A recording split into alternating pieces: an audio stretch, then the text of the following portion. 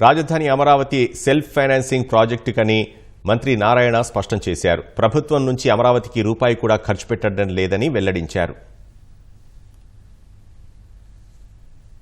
ఈ ప్రాజెక్ట్ మొత్తం self finance project. అంతకుముందు జగన్మోహన్ రెడ్డి దీని మీద కూడా పెద్ద కామెంట్ చేశాడు. రాష్ట్ర ప్రజల యొక్క ట్యాక్స్లను తీసివి లక్షల కోట్లు ఖర్చు పెడుతున్నారని. కానీ అమరావతి క్యాపిటల్ సిటీ చాలా క్లియర్ గా ఆ రోజు డిజైన్ చేసేటప్పుడే దీన్ని రాష్ట్ర ప్రజలు కట్టే ట్యాక్స్ లో ఒక్క పైసా కూడా దీని మీద పెట్టకుండా చేయడానికి ఆ రోజు ముఖ్యమంత్రి గారు దీన్ని డిజైన్ చేశారు.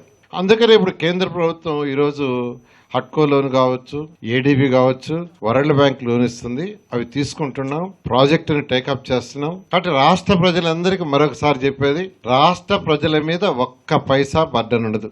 ఇవాళ బడ్జెట్ లో కూడా చాలా క్లియర్ గా అది చెప్పడం జరిగింది. ఈ ప్రాజెక్టు 3 సంవత్సరాల్లో కంప్లీట్ చేయాలని ముఖ్యమంత్రి గారు ఆదేశించారు. ఈ ఎమ్మెల్సీ ఎలక్షన్ రాబట్టి కొద్దిగా మాకు 1 మంత్ కాస్త దాన్ని టెండర్లు ఓపెన్ చేయడంలో డిలే అయింది. ఈ టెండర్లన్నీ 10వ తేదీ ఓపెన్ చేసి 11వ తేదీ వాళ్ళకి ఆర్డర్స్ ఇచ్చి బహుశా 15-16 తేదీల్లో మంచి రోజు చూసి యాక్చువల్గా వర్క్ స్టార్ట్ చేయడం జరుగుతుంది.